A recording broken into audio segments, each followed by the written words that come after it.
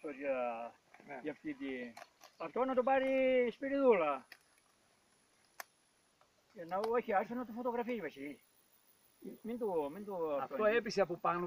Στα λασμαντιά είναι κι άλλο. Στο τσαμπί που γίνει. Αυτό που κρατάς τώρα έτσι. Και έλα από εδώ. Ναι. Εδώ, εδώ. Πάνω στο δάχτυλό μου, εδώ, σήκωσες όρθιος απάνω. Δεν μπορώ να σκοτώσω την κατημή. Σταμάτα εδώ που μόνοι. Ναι. Θα σου δείξω πού. Α, απ' έξω ναι, το είδα ρε πάνω.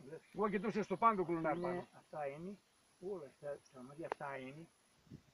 Αυτή είναι η μάνα τώρα, η κάθε. Τώρα έχει. Κατάλαβα, ναι. Αυτό, πώς το λένε, έχει ξεράσει αυτά κόμπια αυτό τώρα, καταλαβαίνεις και στάζει, Δηλαδή λες πάνω ότι μόνο στα αυτά τα μικρά βοσκάνει μέλισσες, όχι στα μεγάλα. Όχι μικρά, Ναι. κυτρινιάρικα, καταλαβαίνεις, μαραζωμένα, δεν είναι έτσι με ανάπτυξη ξέρατα. Ναι. Αυτό θέλω να πω.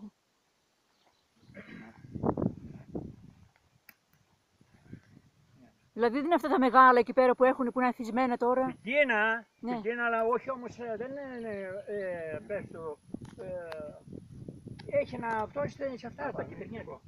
Είναι γλυκό είναι, λέμε, μάνα κανονική αυτή. Δεν είναι αυτό που λέγανε από τη φούντα, να το, αυτό βλέπεις έχει παντού τώρα, το βλέπεις όλο. Αυτό άμα ίδρυσε άβες. Να το, εδώ πάνω. Ναι, θα ακούς τώρα. Το πρωί, Γι' αυτό θέλει πρωί. Γι' αυτό σηκώνονται νύχτα. Γι' αυτό δουλεύουν πρωί. Ναι. Γιατί τα χορτάρια πράγμα η δροσιά είναι το πρωί.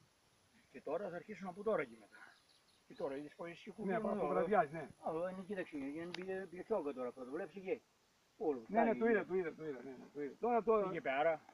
Τώρα το εντόπισα, εσύ ξέρεις και τον τρόπο.